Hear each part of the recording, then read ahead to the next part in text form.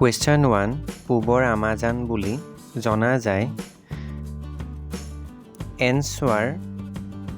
A Dihing Patkai ৰাষ্ট্ৰীয় উদ্যান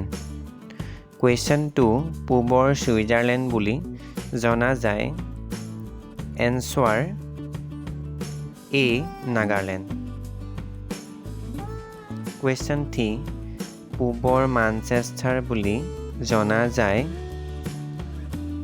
Answer B Sualkuchi Question 4 পূবৰ স্কটলেণ্ড বুলি জনা যায়